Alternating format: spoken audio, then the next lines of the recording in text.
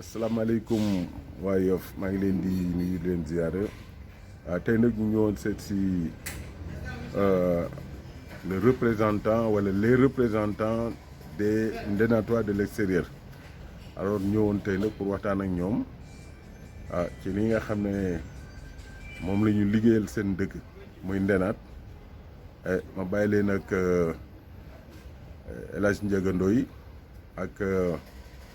El Hadj Diop ñoom ñi nga xam ne tey ñoom la yàlla def ñoom ñoo fi représenté les Ndénatois de l'extérieur ma bàyyi leen ak Ndiaga comme ça mu développé. aouzu billahi mina sheytaani rajim bismillahi rahmaani rahim ñu ngi nuyu waa Yoff ñëpp di nuyu imam ratim bu Yoff commencé si moom imam bu Ndénaat di imam Rouga ñu ngi lay nuyu bu baax di nuyu saltige yi di nuyu ndomba tànk yëpp di nuyu jaraaf yi di nuyu ñëpp di ñëw rek di présenter kii ma àndal les délégations à deux lañ doon donc muy El Hadj Diop di le trésorier de l'association donc ak man El Hadj Ndiaga Ndoye doon président association di leen remercier bu baax a baax a baax a baax seen temps bi ngeen jël pour seetaan donc bu ñëwee toog fii grand bi seet sañu tey ñun les Ndénatois de la diaspora dañ si am contentement bu rëy vraiment bu rëy rëy parce que boo xoolee ñun en un laps de temps li ñu réalisé fii si Ndénaat vraiment lu rëy la te vraiment ñu siy woo li ñu siy wax bari na trop te loolu lépp dañuy koy delloo njukkal waa diaspora bi mooy Ndénatois yi ne si diaspora bi parce que ñoom li ñu def dafa am solo donc par commencer ñun ñu ngi jëkk commencer si Tamxarit parce que dañ créer groupe bi ñu ngi ko créé j'ai oublié le mois mais yàggul tuuti Tamxarit ñëw donc Tamxarit bu mu egsee waa Ndénaat ne waa diaspora bi mieux vaut daal ñu jiima utal waa Ndénaat nag donc lii indi loolu bien avant y avait Ousmane Mbeng bu Espagne bu oo Bayda Ndoye mooy suma frère suma grand frère bi ne Allemagne bu ma ko woowee nekk daal bëgg naa daal ñun Ndénatois yénne diaspora bi ñu jëndal waa Ndénaat nag année bi ñu passé ni bon Bayda nekk jiimal oo Ndiaga Ndoye parce que Ndiaga ñun famille yu suñu néegu ndey am na lu nax pour année bi pour jëm si waa Ndénaat donc jiimal oo Ndiaga xam na lu si am na lu bari lu ma si xam donc Ousmane Mbengue jël téléphone am woo ma wax ma loolu ma ne ko ñun day décidé woon nan ñun néegu ndeyu Aji Kankan Samb décidé woon nan chaque année à partir de cette année ci chaque année ñu jëndal waa Ndénaat nag mu ne ma ngoon nan boole ñox yéen ñox famille bi ñu boole jëndal Ndénaat nag donc ma ne ko mieux vaut ñu séparer que parce que loolu bénéfice lu waa Ndénaat la donc nañ jëndal suñu bopp nag waa diaspora bi jëndal seen bopp nag je crois que ne loolu mooy avantage population ndénatoise donc sur ce ñun ñu waxtaan suñu biir ñu ne est-ce que mënuñu créer benn groupe affaire bi foofu la jógee léegi ma ne Ousmane Beng loolu moom jiim ko chargé wu nga jiima oo ñoom Marabu Ndiaye Marabu mooy doomu Papa Issa Ndiaye bi ne France ñu jiima xool nan la mën a créer groupe bi donc ça s'est passé comme ça léegi Mara créer groupe bi donc si lañ jëlee nag après dem Ndénaat vraiment yóbbu fa affaire yi en laps de temps en 2 semaines ñu réglé fa lu mat 2 nag yóbbu ko Ndénaat donc yóbbu ko en délégation avec Boras Thiaw ak Mandione ak ñeneen donc ça s'est très bien passé alhamdulilah léegi bi ñu jógee foofu nag si lañ wax ne ngoon dañ constituer le bureau démocratiquement donc ñu waxtaan ko si panel bi vraiment c'était très bien ñu def ma président def El Hadj Diop trésorier def Marabu Ndiaye secrétaire général mooy doomu Papa Issa bi ma doon wax def Ousmane Mbengue bi ma doon tudd sànq muy vice président jël Khalifa Ndoye muy coordonnateur bu Europe jël Badou Rakku Ngoy def ko coordonnateur États-Unis jël Medoune Ndoye def ko commissaire au compte donc affaire bi noonu la demee vraiment dugal ko ci bureau bi ñëpp ànd ci démocratiquement ñooñu ñoo constitué bureau bi ñëw donc si lañ commencé tàmbali gi liggéey ñu ne nan dem jëkkee ndenaat ci jàkka ji xool situation bi nan la fa demee bu ñu jógee ndenaat maa ngi ànd ak El Hadj Diop ànd ak comité de gestion bi ñu dem ci littoral bi xool vraiment li ñu fa war a liggéey xam naa après dinañ ci ñëw ci kanam si leen bi ñu duggee ci toilette yi man personnellement bëgguma woon a xool mënuma woon a xool sax toilette yi ngeen jéggal ma parce que vraiment y avait une odeur boo xam ne buy dégager donc ci biti laa taxaw di filmer donc El Hadj sax moom moo jot a dugg ci biir donc bi ñu filmer dugal ko ci panel bi vraiment damay remercier vraiment bu baax a baax ndenaatuwaay yi ne ci diaspora bi parce que xam naa ne xool bu rafet lan yor vraiment yéene nañ seen population yéene bu rafet parce que dañ gis photo yi ak vidéo yi rek ñu ne lii en priorité la lii moom il faut ñu def ko xawma lan mais même buñ ciy ñàkk des millions et des millions benn toilette si jàkki ndenaat xam ne bu imam bi ñëwee du am sax fu mu wekk yëre loolu vraiment ñoom dañ koy ñaawul donc rapidement ku ne génn xaalis ñu génne taf après régler benn somme importante si lan demee toog ak waa comité de gestion bi ñu demee toog ak waa comité de gestion wax leen ko ñu leen ñun day visité nañ locaux yi visité nañ littoral bi mais toilettes yi moo ne en priorité donc ñu dem waxtaan si bu baax ne leen ñun man dañ ko jël en charge defar ko ñoom tamit waa comité de gestion bi ñu ne leen bu ñu sañoon aussi ngeen dugal seen loxo parce que tamit lépp ndenaat la ñun mën nañ def lépp mais ngeen dugal seen loxo au moins buy tuuti sax baax ñoom ñu ne ok ngoon mën nañ fay main d'œuvre donc ñoom ñu fay main d'œuvre mais ñun tout le projet a été financé par les ndenatois de la diaspora donc loolu bëgg naa aussi nit ñi xam ko bu baax a baax donc on a discuté ñu d'accord ce point boobu ñun ñu commencé travaux yi max El Hadj moom mooy trésorier bi man maay président la donc ñu commencé di def bon duñ soxla ñu daw jëndi ñëw indi extra ban toll fi mu toll nii donc presque je crois que ne fi mu toll nii pare nan bi si des mooy nettoyer ak yooyu après doog a def inauguration donc daal si kii wu toilette yi foofu daal laa xam ne foofu laa mën a yem fi mu toll nii peut-être El Hadj bu amee lu mu si sànni mu jiim si sànni de ce fait ñun ñu continuer si les autres projets yi xam ne mu suñu kanam asalaamaaleykum wa rahmatullah jërëjëf. donc merci président ma bàyyi leen ak le trésorier général El Hadj Diop comme ça moom aussi mu am ñu ci sànni El Hadj vous avez la parole. ok aouzu billahi mina sheytaani rajim bismillahi rahmaani rahim mbokk jullit yi ñu ngi leen di nuyu di leen ziar di rafetlu jataay bi comme ni ko président waxee am na ci yoo xamante ne du ma ci ñëwaat parce que détaillé na ko ba pare mais di gërëm suñu grand frère suñu oncle bi ñu jàkkaar lool muy El Hadji Sanandir vraiment di rafetlu sa taxawaay ci dëkk bi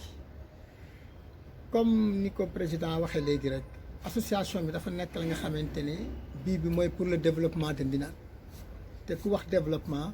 wax créativité te donc bi ñu xalaatee ne commercialement war nañu mën a am ay ressources yoo xamante ne vraiment war nañu mën a permettre ñu financer d'autres projets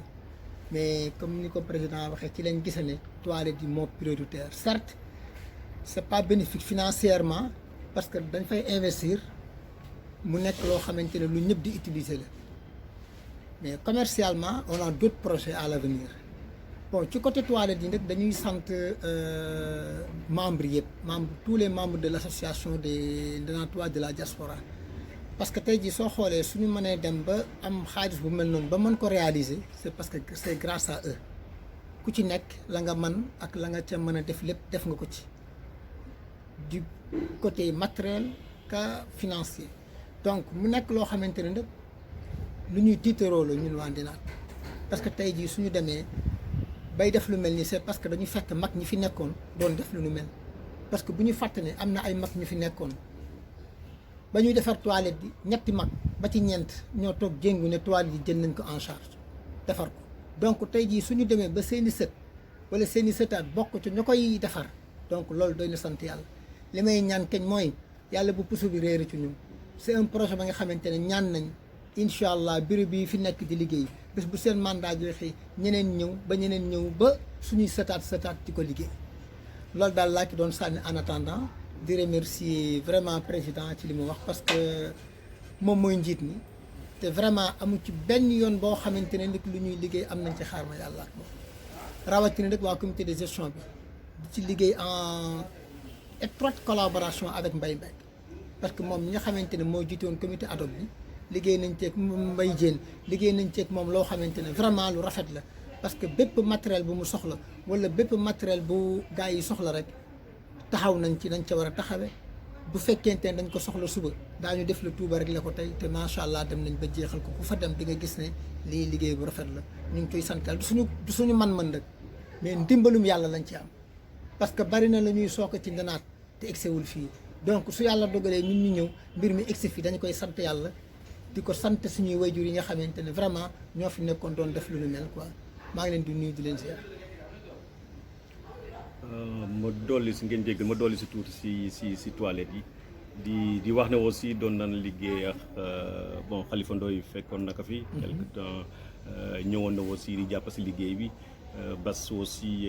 mu ngi fi woon aussi di jàpp si liggéey bi donc moom mu ngi fi ba léegi sax donc li ma si dolli mooy devanture toilette bi mooy entre mosquée bi ak toilette bi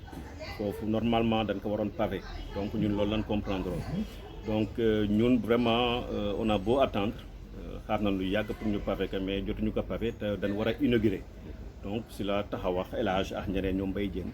ñu décidé ne ngoon dañ ko karale donc affaire bi boo gisee grand foofu la jóge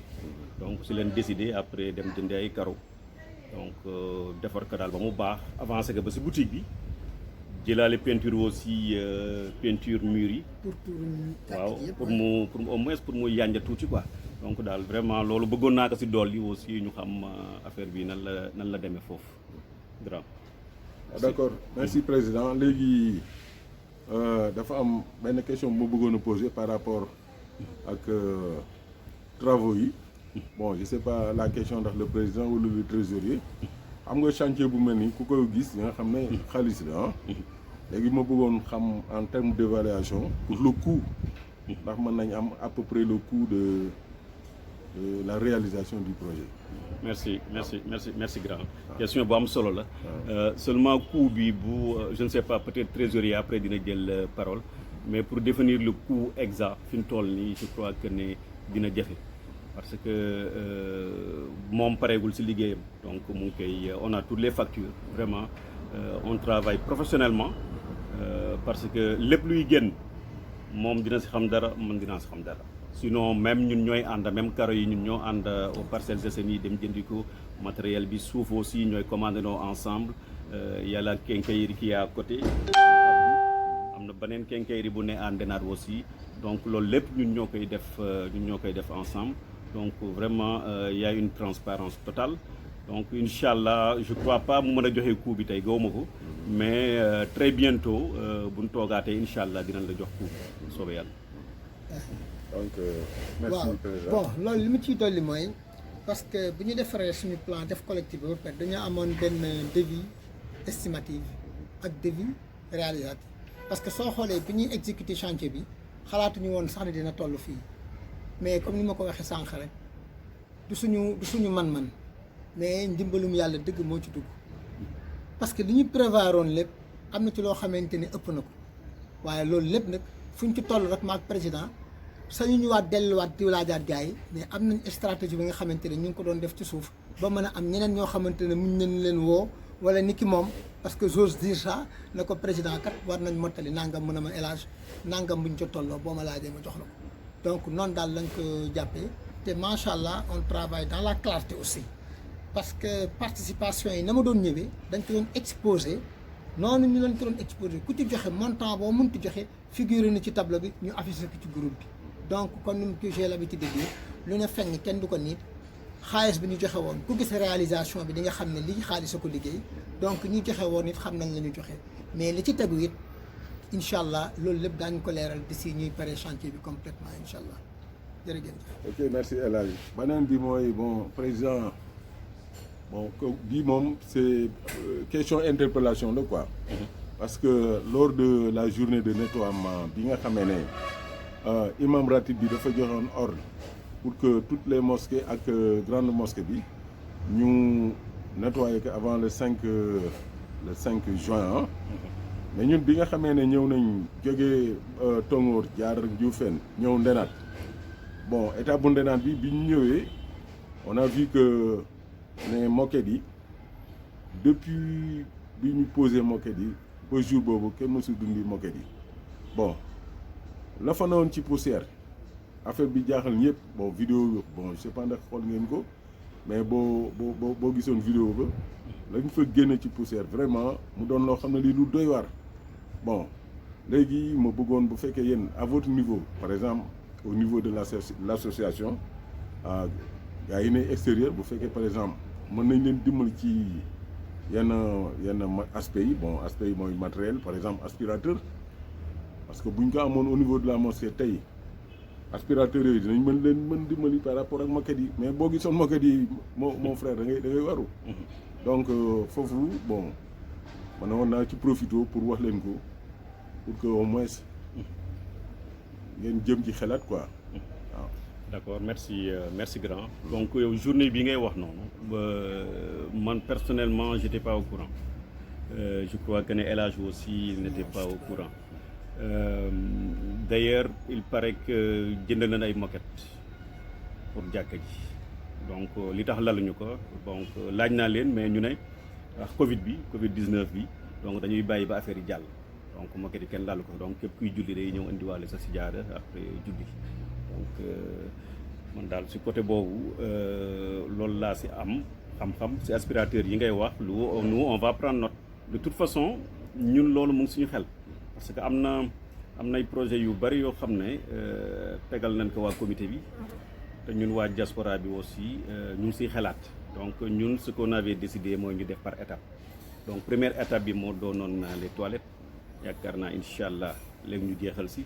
buñ paree rek après jubbu si yeneen yi waaw si côté boobu daal loolu laa amoon si lu may sànni.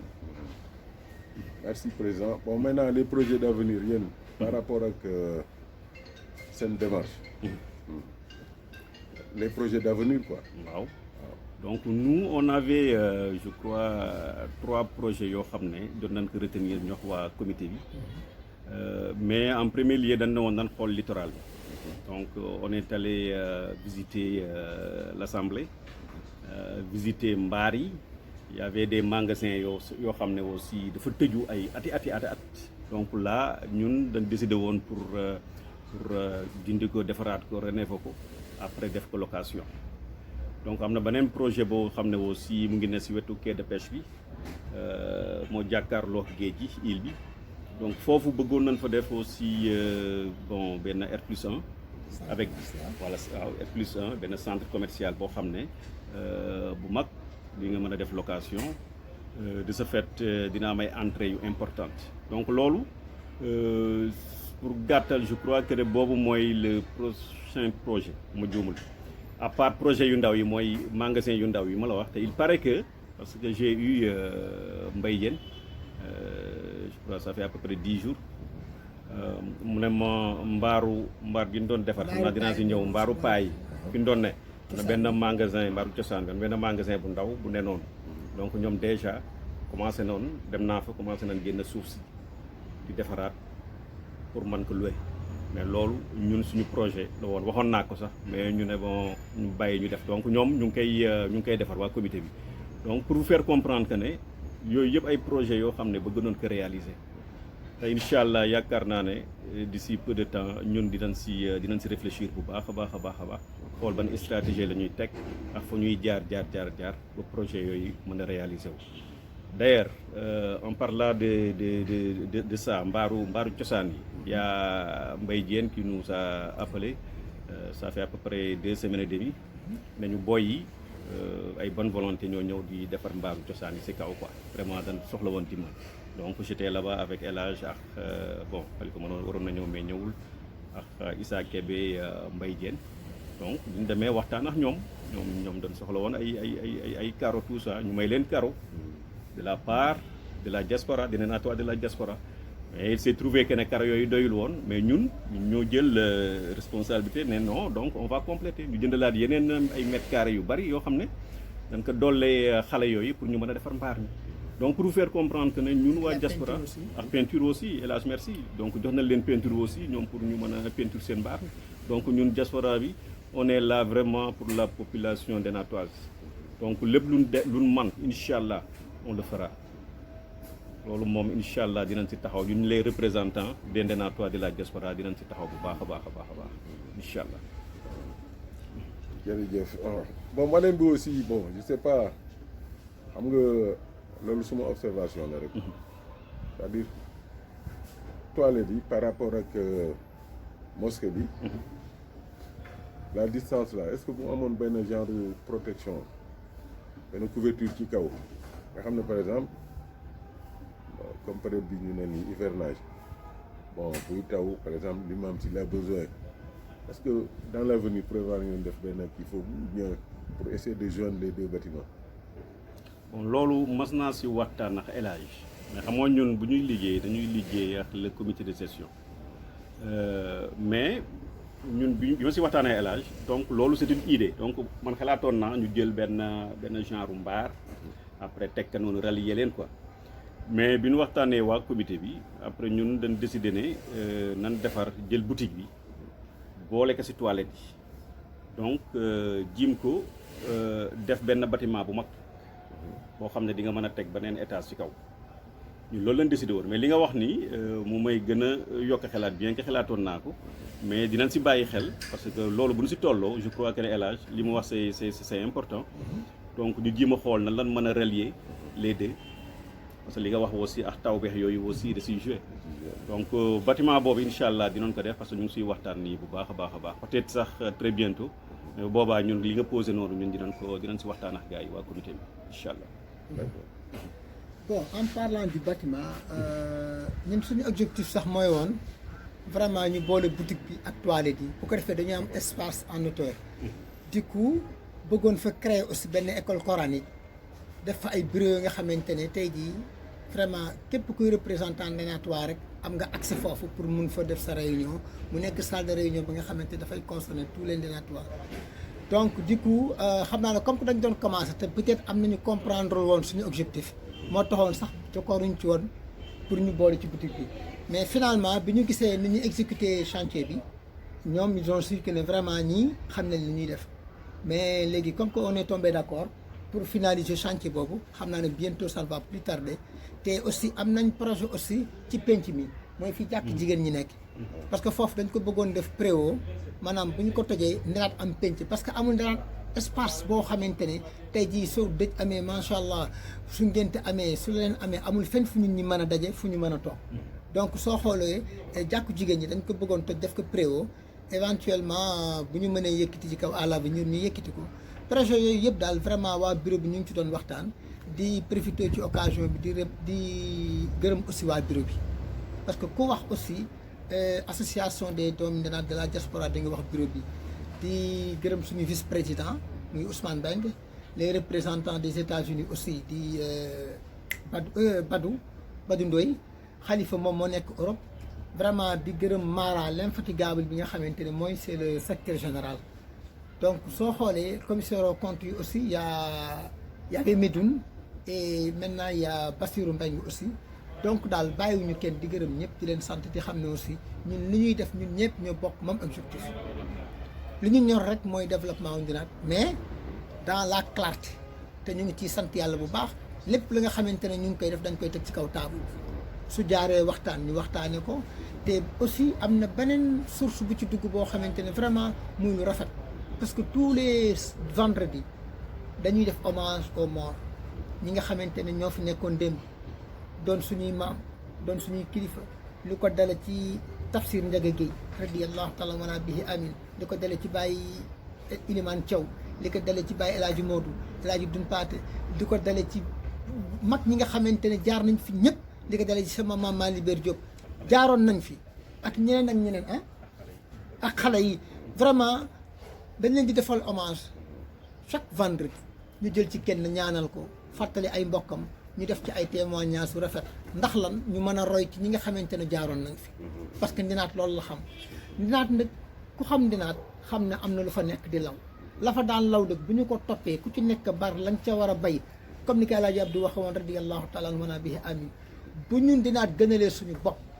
diine ji gënal ñu suñu bopp vraiment fu ñu bëgg àgg danañ ko fa àgg loolu daal laa ki doon sànniwaat di gërëm ñëpp di sant ñëpp président yaakaar naa am na loo ciy dolli. waaw man damay dolli loolu leen di complété aussi ci ñaan yooyu dégguma leen cité si El Hadj Mamadou Lir ak Jet Tafsir Dial Niang ñooñu il faut pas les oublier. ñooñu ñëpp ngi ci daañu ñëw dama wax bon en fait j'ai cité juste une partie. pour compléter xam nga je devais pas citer de nom. mais pour vous dire que ne. xam nga ki di Tafsir Ndiaga Guèye. xam nga amul kenn ku mu bokkulul ci ndenaat. boo nee Tafsir Ndiaga Guèye rek dugal nga ñëpp. donc nag caw ndaa li ko doo ngi fi. ñeneen ak ñeneen a ngi fi. donc incha allah ñoom ñëpp daañu ci egg si parce que bés bu vendredi bu jot. am na mag mu ñuy jël dugal ko wala xale bu ñuy dugal Abdou Mbaye dugal nañ ko tout récemment te xam nga xale la bokkul ci mag ñoonu donc nag tout ndenaatuwaar rek incha allah daañu leen ñaanal ak way dawlu yëpp quoi. incha allah. li ma siy dolli si côté hommage yi loolu grand Sénégal dafa am wax lu am solo mais tamit dama ko siy interpellé waat parce que man boo seetloo wowoon naa la fii benn yoon xaw ma ñaar di la laaj ay photo c'était pour ça pour nga yónnee ma ay photo suñu mag yeex yooyu c'était pour hommage bi donc loolu bëggoon naa ko leeral sa côté aussi donc moom li muy wax si hommage bi aussi moo am si invité du jour yi dañuy def ay invité du jour yoo xam ne 24 heures lay doon ñu ngi commencé samedi à 17h GMT ba le dimanche 17h GMT donc léegi chaque semaine lañ doon def mais léegi ñu ngi def tous les 15 jours donc avant-hier dimanche samedi dimanche ñu ngi doon defal Athénas benn waaw Athénas Cissé donc témoignage aussi vraiment yu émouvant vraiment yu rafet donc man maa ko tàmbali woon lu njëkk Sénégal si man jóge fa dem États-Unis Baye Socé bon fin bi laa bëggoon a remercier Baye Socé mais maa ngi koy tudd maa ngi lay nuyu de passage su may remerciement laa bëggoon a tudd Baye Socé donc jóge fa dem France bu ma juumul si Ngone Ndoye doomu Baye El Hadj Modou xam naa voilà donc defal nañ ko aussi invité du jour jóge fa su ma juumul dem Argentine muy Zal Samb dëkkoon foofu Gent waaw buñ fa jógee après ku si toppati sax kii nu mu tuddati sax am na keneen ku des j'ai oublié après ñu jóge fa ñëw si Athénas donc tous les 15 jours dañuy defal kenn vraiment loolu li tax ñu def ko rapprochement bi leen bëgg parce que ñun ñëpp ay mbokk la vraiment et puis dafay neex bu ëpp donc question yi léegi le dimanche après El Hadj Diop defar témoignage yi dugal ko vraiment ñu xam ne mbetteel lay doon si l'invité du jour muy sa papa muy sa yaay muy sa jabar muy sa doom fu mu mëntu doon vraiment sa xarit vraiment c'est super loolu moom vraiment dama siy remercier waa diaspora bi yëpp waa groupe bi yëpp ñu ngi leen siy remercier bu baax a baax parce que affaire bi vraiment macha allah waaw am aussi ay mag yoo xamante ne comme ni ko saa waxee malgré que tollooguñu ci gërëm leen mais en fait feccum liir su neexee yaa jaa téye sa loxo yi parce que dañu am ay modérateurs yi nga xamante ne ñu ngi ci groupe bi te saa yu wax jotee rek dinañ jaar ci suuf woo président woo waa groupe bi waxtaan ak ñun ba ñu trouver benn compromis ndeysaan fesal ko ci biir xam naa daañu leen gërëm après ci biir émission yi président. Donc je suis à 30 minutes presque donc léegi on va essayer de conclure donc président le mot de la fin par rapport ak li nga xam ne tey moom lañ fi dégagé looy wax waa dëkk bi en dehors de diaspora bi un message yi ngay lancé pour population ndenatoise bi et de manière générale yoffaal. jërëjëf grand ñu ngi lay remercier bu baax yow vraiment di la sant di la gërëm parce que temps bi ngay consacré aussi ñun vraiment dafa rëy si ñun trop donc par commencer damay remercier la population ndenatoise leen remercier bu baax a baax parce que bi ñuy def travaux yi aussi vraiment ñu si bari génn nañ ñëw jàpp si liggéey bi donc ñu ngi leen si remercier bu baax di remercier waa Yoff di remercier ñëpp mais tamit dinaa def benn appel aussi si ñi xam ne ñoo toog seen kër wante naan ñi toog seen kër donc liggéey yi bu ñu koy def li la ñaan mooy ñëpp génn donc doon nañ ko wax su ma juumul si mbaar mi bi ñu demee si mbaar mi seeti xale yi donc pour ñoom ñëpp ñu ñëw jàpp si liggéey bi parce que affaire ndenaat la donc suñuy maam la woon suñuy pap léegi pour ñun la dañ ko fiy bàyyi pour suñuy doom ak suñuy set donc bu ñuy def liggéey li leen a ñaan mooy yéen ñëpp macha allah ngeen ñëw jàpp si liggéey bi ak lu mu mënti doon waaw mais vraiment ñu ngi leen di remercier bu baax donc mais il faut me remercier aussi man maa woon damay xaar fin bi pour remercier suñuy kilifa yi ne si groupe bi vraiment ku su mel ni Baye Socé Niang moom vraiment mooy suñu kilifa doon suñu xarit comme ni ko El Hadj waxee sànq doon suñu conseil lépp lu ñuy def vraiment dañ koy woo si suuf wala mu wooñu démb rek woo na ma 45 minutes ñuy waxtaan donc di ñu conseiller groupe bi aussi vraiment daf koy animer comme c'est pas possible vraiment wàcceel boppam loolu dafa neex donc nit ku baax rek moo man loolu nit ku baax kese moo man loolu donc Baye Socé vraiment ñun kontaan nañ si yow trop di nuyu aussi di kontaan aussi si Baye Ngala Ndoye ñu ngi kontaan si moom récemment la ñëw rejoindre groupe bi donc matagul bu ma juumul 1 mois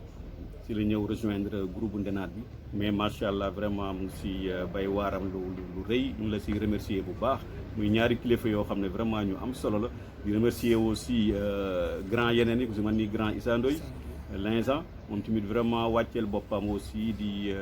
def lu rëy aussi si groupe bi ku si mel ni grand Baye Mbor Ndoye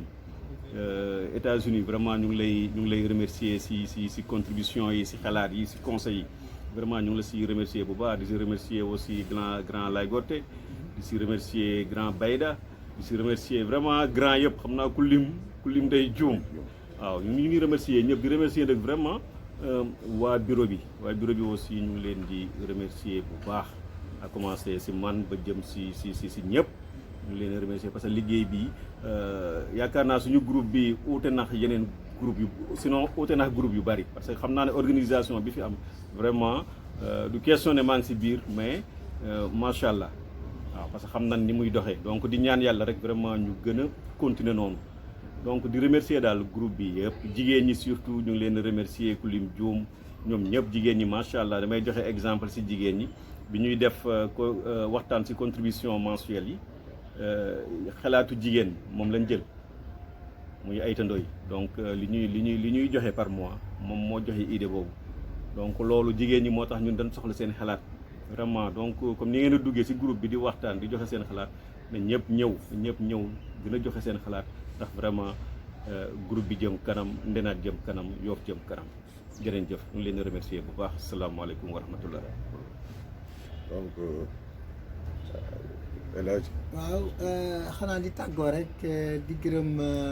suñu grand suñu xarit suñu nijaay El Hadji Sanandir parce que rafet nañu ñu gërëm la sant la ko waaye nag dafa am lu may wax rek sana Ndenaatu démb ak Ndenaatu tey buñ ko comparé dafa war a nekk benn bu fekkente ne deret ji mag ñi yoroon muy dereti gor di deret di manko di dereti mandu moo nekk ci ñun ñii di seeni sët war nañu mën a am jom ca mag ñi amoon te macha allah ñu ngi ci yoon li ki des nag mooy que ça soit x y lépp c'est pour le développement de Ndenaat donc association yi nit ñi nga xamante ne dañu ñëw fekk si leen pour fas yéene liggéey ak ñoom dañu bëgg lépp loo xamante ne amati na Ndenaat nañ ñu mettre au courant bu ko defee ñu mën a teew vraiment bu fekkente ne nag vraiment noonu la ñu war a liggéey ak ñoom incha allah yàlla mën nañu ci jàppale et puis di profité ci occasion bi aussi di wax ne vraiment tey jii dëkk bi suñuy wax Ndenaat Yoff a tax mais bu ñu nee Yoff aussi mairie bee tax